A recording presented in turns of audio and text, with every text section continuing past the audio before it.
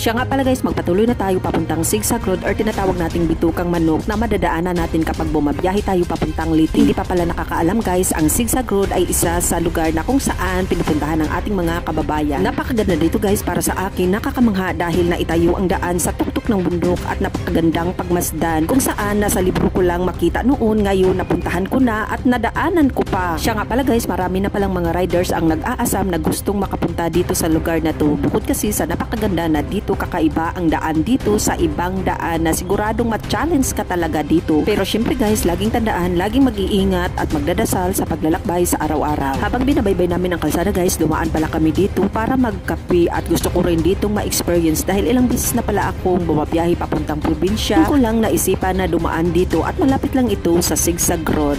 Napakaganda pala dito guys, napalibutan ito ng mga punong kahoy. Napansin ko pala dito guys na marami palang pumupunta dito labas